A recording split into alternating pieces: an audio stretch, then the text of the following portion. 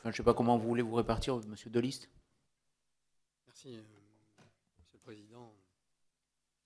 Je vais essayer de vous dresser tout simplement un constat un petit peu de la situation, en tout cas, telle qu'on peut la trouver aujourd'hui dans nos établissements pénitentiaires. Mais en préambule, je voudrais juste qu'on se ramène un peu à la réalité et de faire tomber un peu ce cliché de penser que tout le monde vient se radicaliser en prison ou que la prison fabrique des terroristes. Je pense que c'est, à mon avis, très réducteur.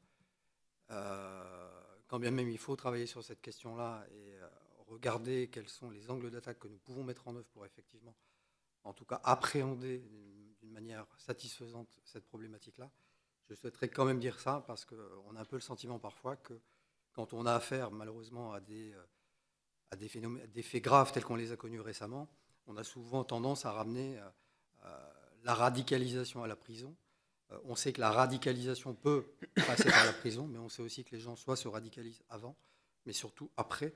Et le gros défaut qu'on peut faire aux établissements pénitentiaires, c'est parfois de mettre des gens en relation, de les faire se rencontrer, comme on a pu connaître par le passé, parfois des gangs qui se créaient dans les établissements pénitentiaires parce qu'ils se connaissaient et commettaient des gros casses après. Donc depuis une bonne quinzaine d'années, on a commencé à détecter dans nos établissements effectivement une forme particulière de radicalité, souvent qui a trait à l'islam. Alors on avait surtout tendance à s'en rendre compte de manière très ostentatoire parce qu'en général, on voyait des gens qui se convertissaient à l'islam, qui parfois changeaient de manière physique, se laissaient pousser la barbe, portaient des vêtements un peu particuliers, ce qui fait qu'on les identifiait très vite. On était parfois confronté à des prières collectives dans des lieux de style promenade, sport, dans nos établissements, ce qui nous permettait de bien appréhender ce qui se passait dans nos structures, sans forcément avoir une réelle prise en compte des problématiques qui pourraient se créer et qui pourraient se faire jour après sur notre territoire. Parce qu'on était quand même dans les années 15 ans en arrière sur un phénomène qui était naissant. Je pense qu'on peut dire aujourd'hui que l'administration pénitentiaire, le ministère de la Justice, quelles que soient les années, n'a pas forcément pris la mesure, en tout cas de ce dispositif-là. Et heureusement qu'aujourd'hui, on peut en tout cas essayer d'embrasser une perspective qui va faire que demain, le temps passé dans l'établissement pénitentiaire devrait permettre en tout cas d'augmenter notre capacité de détection de personnes qui, demain, pourraient se retrouver dans une situation terrible telle qu'on l'a connue avec les attentats récents. Alors, ce qu'on peut dire aujourd'hui, c'est que les personnes qui sont dans nos établissements pénitentiaires et qui, on peut reprendre tout simplement les faits bien connus, Mohamed Merah, Mimouche, Kouachi, Koulibaly, quand on fait un feedback du parcours de ces personnes-là, on pourrait s'apercevoir, se dire, mais tiens, à ce moment-là, on aurait peut-être dû savoir qu'il y aurait pu avoir une dérive à un moment donné de ces personnes-là. Et quand on continue à détricoter, on se dit, bah, là aussi, effectivement, il peut y avoir un signe qui laisse à penser que. Sauf que si on prend ce cheminement à l'inverse, depuis le bas vers le haut, et qu'on regarde toutes les personnes qui, à un moment donné, ont été confrontées à la même situation que les personnes que je viens de vous citer, on s'aperçoit aussi que ces personnes-là ne deviennent pas forcément des terroristes. Et donc toute la difficulté dans le repérage qu'on va avoir aujourd'hui dans nos établissements et dans les renseignements qu'on va continuer à donner à nos services de renseignement nationaux, mais aussi en direct avec nos services du renseignement intérieur départementaux, souvent parce qu'on a une forme de proximité très importante, surtout en région parisienne, qui nous permet d'avoir en tout cas une transmission d'informations très courte. Eh bien, aujourd'hui, on sait que dans nos établissements, on arrive à décortiquer un petit peu le positionnement de ces gens-là en 3 niveaux. On a souvent dans nos structures des gens qui sont plutôt des religieux, fondamentalistes, parfois radicaux, parfois pas, avec une tendance djihadiste, parfois oui, parfois non. Donc des gens qui sont identifiés comme ayant en tout cas une forme de reconnaissance religieuse dans nos structures. On va voir un cercle qui est tout proche aussi de personnes qui seront des personnes qui ont eu à connaître à un moment donné dans leur parcours on va dire, un parcours assez difficile, comme les gens qui vont en Syrie, au Yémen, dans tous les pays qu'on cite aujourd'hui, et qui se retrouvent aussi dans nos établissements, et qui peuvent apparaître parfois comme étant un peu des hommes de main, des personnes qui sont identifiées comme étant religieuses et qui s'inscrivent dans le cadre d'une forme de recrutement et d'endoctrinement dans nos structures. Vous avez un deuxième cercle où effectivement, parfois, on trouve des personnes qui peuvent être proches de la délinquance organisée, qui sont parfois de religion musulmane, mais pas que, et qui parfois vont aussi servir ces intérêts-là et faire en sorte d'arriver à augmenter le recrutement des personnes qui sont dans nos structures. Et puis vous avez un troisième cercle sur lequel, à mon avis, l'administration pénitentiaire a le plus de marge de manœuvre, en tout cas pour essayer de mettre en place des programmes de déradicalisation, mais c'est un mot barbare, donc on va plutôt employer un mot de désendoctrinement ou de désengagement, parce qu'on sait qu'on a aussi dans nos structures des publics qui sont très fragiles, déstructurés, parfois isolés socialement, isolés de leur famille, un peu en perdition, et qu'un discours qu'on peut qualifier de sectaire parfois, hein, en tout cas avec des procédures qui sont parfois proches des dérives sectaires, avec ce discours-là, on peut parfois arriver à faire passer ces individus-là qui sont fragiles, si vous voulez, du mauvais côté de la barrière, entre guillemets. Et c'est là où il faut qu'on soit très vigilant. Et c'est là, malheureusement, qu'on sait qu'on va identifier un certain nombre de personnes et que parmi l'ensemble de ces personnes-là, toutes ne deviendront pas des personnes qui deviendront un danger demain pour la société. On a eu l'expérimentation du centre pénitentiaire de Fresnes qui a fait beaucoup parler. Alors beaucoup parler parce qu'en fait, le chef d'établissement du CP de Fresnes a pris cette décision-là bien avant les incidents fâcheux qu'on a connus au mois de janvier dernier. Et c'est vrai que d'abord, une interrogation s'est posée de se dire, mais est-ce une bonne idée de rassembler dans un même lieu des personnes avec un profil, pas forcément radical, mais avec une tendance plutôt à faire du prosélytisme. Parce que l'idée du chef d'établissement de la maison d'arrêt de Fresnes, c'était de dire, voilà, j'ai un certain nombre d'individus qui font pression dans ma structure, qui font beaucoup de prosélytisme, et l'idée que j'aimais, c'est de me dire, si je les mets ensemble, ils ne vont pas faire du prosélytisme ensemble, ils seront ensemble, et du coup, ça va faire diminuer la pression dans la structure. C'est ce qui s'est passé. Après plusieurs semaines de mise en œuvre de ce dispositif-là, ce chef d'établissement nous dit, on ressent déjà une évolution dans la vie quotidienne de la détention. On commence à retrouver des posters qu'on ne retrouvait pas sur les murs. On peut parler des posters de femmes dénudées, des belles voitures, des choses qu'on ne voyait plus en fait dans la détention parce qu'il y avait une forme de contrôle social qui faisait qu'on ne le faisait plus. On commence à remanger un peu plus de viande, et de viande qui n'est pas forcément halal. On recommence aussi à manger du porc quand on n'en mangeait plus. Alors encore une fois, je voudrais le dire, parce que j'ai déjà eu l'occasion de m'exprimer souvent à ce sujet, il ne s'agit surtout pas de stigmatiser la religion musulmane dans nos établissements. Par contre, ce qui nous appartient de faire, c'est de faciliter le fait que ce culte-là puisse être exercé sans aucune pression de personnes qui seraient beaucoup plus radicalisées et qui, justement, viendraient en opposition de tout le travail qui est réalisé par les aumôniers agréés par l'administration pénitentiaire, les aumôniers musulmans. Et aujourd'hui, force est de constater que, malgré le fait qu'on ait quand même une très forte majorité de personnes détenues musulmanes, les moyens qui avaient été mis en œuvre pour faire en sorte que cette religion soit accompagnée n'étaient pas suffisants. Donc ça, c'est une réalité sur le terrain.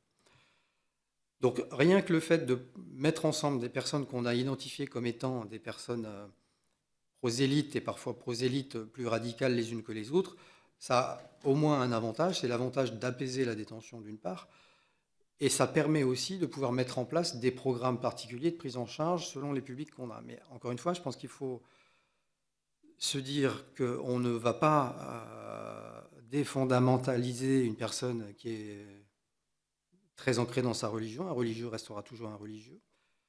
Que la prise en charge d'une personne qui est allée en Syrie, au Pakistan, au Yémen, va nous conduire à avoir une prise en charge toute particulière, parce qu'on sait aussi que ce qui peut être vécu quand on se déplace dans ces pays-là est parfois très, très dur à vivre, hein, y compris au retour.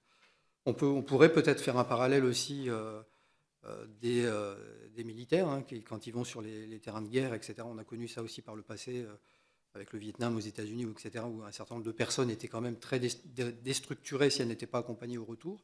Donc là, il y a peut-être une prise en charge à faire, et on sait aujourd'hui que la prise en charge peut passer par les établissements pénitentiaires, parce qu'on sait que les retours de ces pays-là conduisent de toute façon à l'incarcération au départ. Et après, on a la mise en œuvre, effectivement, de programmes à déterminer, parce qu'aujourd'hui, personne ne connaît la recette,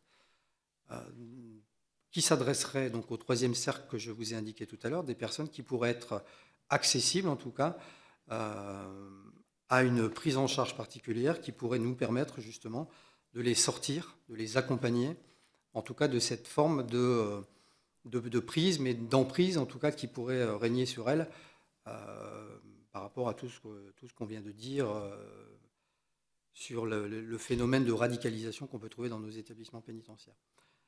Alors encore une fois, je le redis, c'était mon préambule tout à l'heure, le phénomène de radicalisation n'est pas uniquement, c'est pas radicalisation égale prison.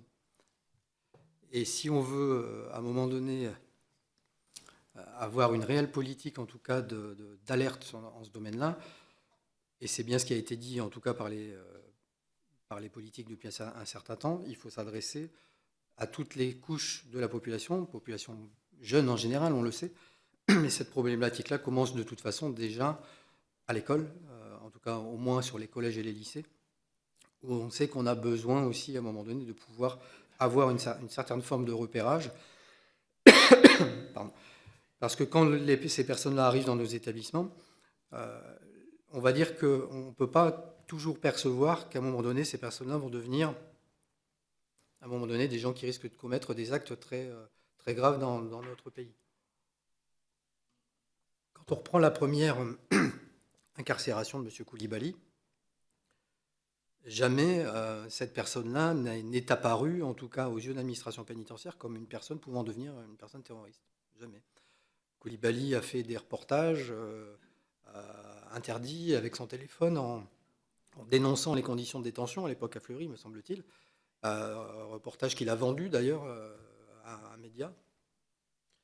Mais cette personne-là s'inscrivait dans le cadre d'une démarche en disant voilà les conditions dans lesquelles on est détenu, il faut faire quelque chose. Et on s'aperçoit que quelques années après, cette personne-là revient en prison et se retrouve dans une disposition où on ne la repère pas totalement comme étant quelqu'un qui va commettre des actes très graves, même si elle est signalée au service de renseignement intérieur.